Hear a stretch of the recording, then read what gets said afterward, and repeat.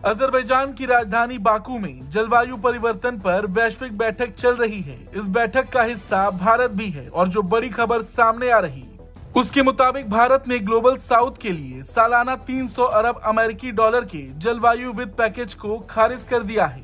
भारत का ये कदम कई देशों को झटका देने जैसा है, लेकिन भारत ने अपना स्टैंड रखते हुए ये बात कही है कि ग्लोबल साउथ के लिए वित्तीय मदद का 300 अरब अमेरिकी डॉलर का आंकड़ा उस 1.3 लाख करोड़ अमेरिकी डॉलर से बहुत कम है।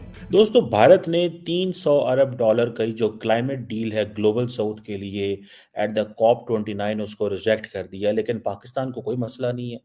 हालांकि मेरी स्टडी के मुताबिक पाकिस्तान का जो क्लाइमेट फाइनेंस गैप है that is 348 billion dollar by 2030। Pakistan को अकेले इतना जो है वो पैसा चाहिए। तो हिंदुस्तान इस टाइम क्या पावर बन चुका हुआ है कि उसने 300 बिलियन डॉलर को रिजेक्ट कर दिया। यार क्या बात है यार। अब इंडिया आप चाहे उससे हमारा दुश्मन है, लेकिन वो तरक्की कर गया, उसकी मैशियत देखे कहाँ जा रहा है, वो आईटी में कहाँ जा रहा है, इंटरनेशनली। मोदी ट्रम्प सदर बना है, हमारे वजीर आजम को उसमें मुंह नहीं लगाया, लेकिन मोदी से उसने फोन पे बात की है। वहीं नाइजीरिया ने भारत का समर्थन करते हुए कहा कि 300 अरब अमेरिकी डॉलर का जलवायु वित्त पैकेज एक मजाक है। मलावी और बोलीविया ने भी भारत का समर्थन किया है। बहरहाल द क्वेश्चन इज कि इंडिया कहता है कि नहीं, हम ये 300 बिलियन डॉलर की डील जो कि 2035 तक दी जा रही है फॉर द ग्लोबल साउथ, हम इसको रिजेक्ट करते हैं। ये एक यूएन क्लाइमेट कॉन्फ्रेंस जो है जो अभी बाकू अजरबैजान के अंदर हुई है, वहां पे बात हुई है। India is saying this is too little and too distant. आपके मुंह से सुन रहा हूँ कि हिंदुस्तान ने 300 बिलियन डॉलर रिजेक्ट कर दिए हैं। ये सिर्फ हिंदुस्तान नहीं है, इसमें और भी कंट्रीज हैं जिन्हें 300 बिलियन डॉलर की ऑफर्स हुई थी। मतलब सब कंट्रीज को मिला के 300 बिलियन। और ये वो जो पोल्यूशन जो हो रहा है ना, उसके लिए 300 बिलियन डॉलर की इंडिया को ऑफर हुई थी। ठीक है। जय हिंद दोस्तों, पाकिस्तानी रिएक्शन वीडियो में स्वागत है। दोस्तों, यूरोप की तरफ से ग्लोबल साउथ के लिए 300 बिलियन डॉलर की मदद दी गई थी ताकि वातावरण में प्रदूषण ना हो, वातावरण शुद्ध रहे।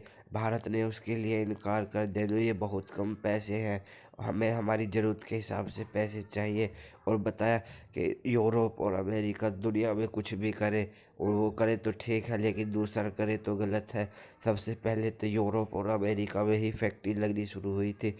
ठीक है, वो पैसे दे रहे हैं, उससे वातावरण शुद्ध रहे और जो प्रदूषण ना हो। इसके लिए जो ग्लोबल साउथ की ज़रूरत है उसमें पैसा मिलना चाहिए।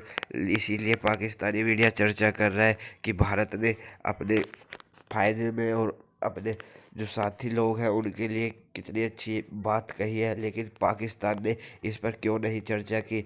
हिस्सा तो साउथ का पाकिस्तान भी है और चर्चा कर रहे हैं, तो चलिए देखते हैं। दोस्तों, भारत ने 300 अरब डॉलर का जो क्लाइमेट डील है ग्लोबल साउथ के लिए एट द COP29 उसको रिजेक्ट कर दिया, लेकिन पाकिस्तान को कोई मसला नहीं है।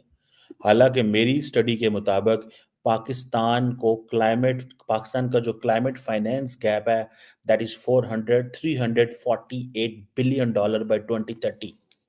पाकिस्तान को अकेले इतना जो है वो पैसा चाहिए। बहरहाल द क्वेश्चन इज कि इंडिया कहता है कि नहीं, हम ये 300 बिलियन डॉलर की डील जो कि 2035 तक दी जा रही है फॉर द ग्लोबल साउथ, हम इसको रिजेक्ट करते हैं। ये एक यूएन क्लाइमेट कॉन्फ्रेंस जो है जो अभी बाकू अजरबैजान के अंदर हुई है, वहां पे बात हुई है।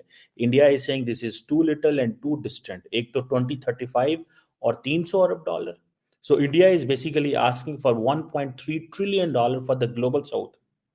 और ये वो कह रहे हैं कि वो हम पिछले कितने सालों से कह रहे हैं कि ये पैसा कम से कम 3 सालों से इंडिया कह रहा है। पाकिस्तान ये बात क्यों नहीं कर रहा? पाकिस्तान इस मसले को क्यों नहीं उस तरह उठाया कि इतना पैसा चाहिए? इंडिया की जो गवर्नमेंट है वो over the period of time, आपको पता है कि ग्लोबल साउथ के हवाले से वो अपनी एक मोनोपोली, हेजमनी, इन्फ्लुएंस अपने आप को प्रोजेक्ट करते हैं कि ग्लोबल साउथ जो है वो हमारे लिए बड़ा ज़रूरी है। लेकिन इसमें इंटरनेशनल कम्युनिटी जो है वो ये कहती है कि ये 1.3 ट्रिलियन डॉलर जो है it's a lot of money. अगर इंडिया कहता है कि 1.3 ट्रिलियन, यानी कि इंडिया 1000 अरब डॉलर की बात कर रहा है मजीद, और वो भी 2035 तक जो है वेस्टर्न वर्ल्ड कह रही है। आपके मुंह से सुन रहा हूँ कि हिंदुस्तान ने $300 बिलियन रिजेक्ट कर दिए हैं। ये सिर्फ हिंदुस्तान नहीं है, इसमें और भी कंट्रीज हैं जिन्हें $300 बिलियन की ऑफर्स हुई थी। मतलब सब कंट्रीज को मिला के 300 बिलियन। और ये वो जो पोल्यूशन जो हो रहा है ना, उसके लिए $300 बिलियन की इंडिया को ऑफर हुई थी। लेकिन बड़ी बात है कि हिंदुस्तान ने इतनी बड़ी रकम, इतनी बड़ी दौलत, इतने ज्यादा डॉलर, $300 बिलियन होते हैं, उसे रिजेक्ट कर दिया है। उसे बिल्कुल रिजेक्ट कर दिया। उन्होंने कहा जी इसे अगर $300 बिलियन हमें देने तो प्रॉपर एक प्रोसीजर के साथ, प्रॉपर एक तरीके के साथ, जो तरीका होता है उस तरीके से हमें दें। इस तरीके से हमें $300 बिलियन आपके नहीं चाहिए। अब मैं आपको मेन मुद्दे के ऊपर लेके आता हूँ। $300 बिलियन होते हैं। एक दफा इसे सोचा जाए, $300 बिलियन। चले आपको $300 बिलियन के बारे में बताता हूँ।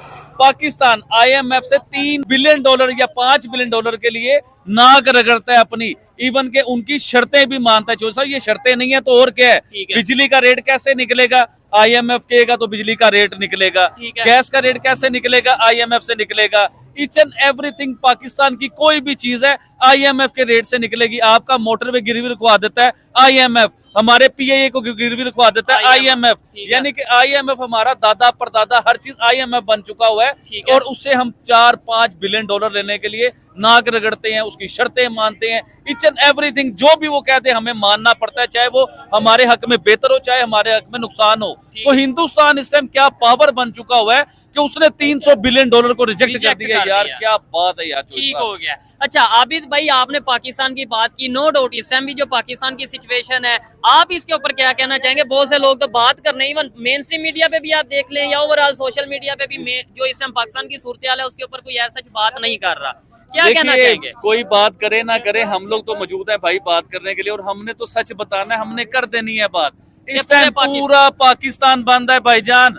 आप इधर से इस्लामाबाद नहीं जा सकते, आप इधर से कराची नहीं जा सकते। इवन के आपको अपने घर इमरजेंसी में जाना पड़ जाए ना गुजरावाला, तो आप गुजरावाला नहीं पहुंच सकते हैं।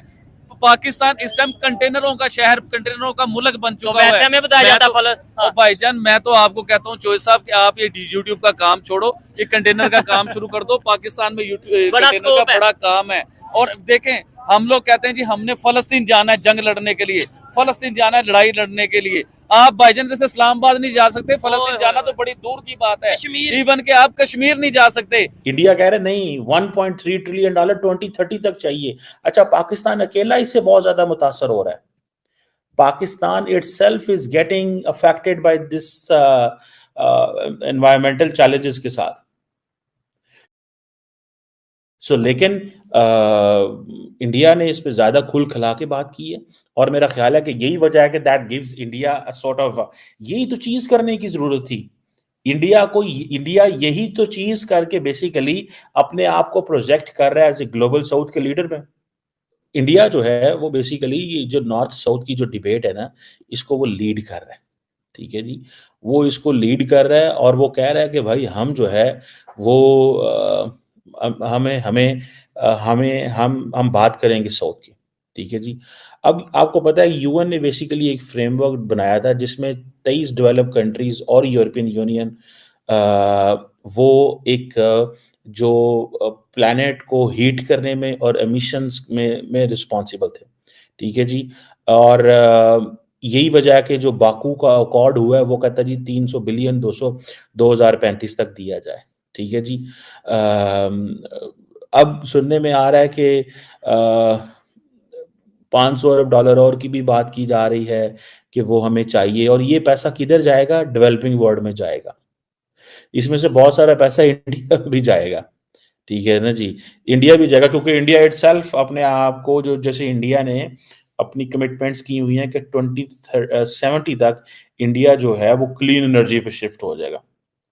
ये जो इंटरनेशनल सोलर अलायंस इंडिया ने बनाया और बहुत कुछ किया हुआ है इसने इस हवाले से, ये चीजें जो है वो कह रहे हैं। सो द क्वेश्चन इज कि ये जो यूनाइटेड नेशंस बार बार एक चीज कह रहा है, इस पे बाकी ममालिक तो रोल प्ले नहीं करते।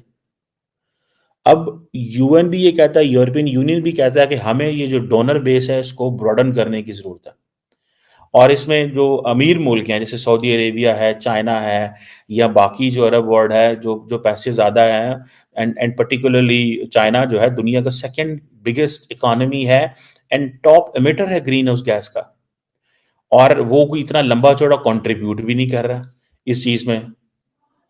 सो ये जो जिसे कहते हैं ना, ये एक चैलेंज है। क्लाइमेट फाइनेंस जो है, ये हमारे लिए बड़ा एक मसला है, और हमें तो, मुझे तो समझ नहीं है पाकिस्तान की लीडरशिप ने इसके ऊपर बोला क्या है, और वो क्यों नहीं करते।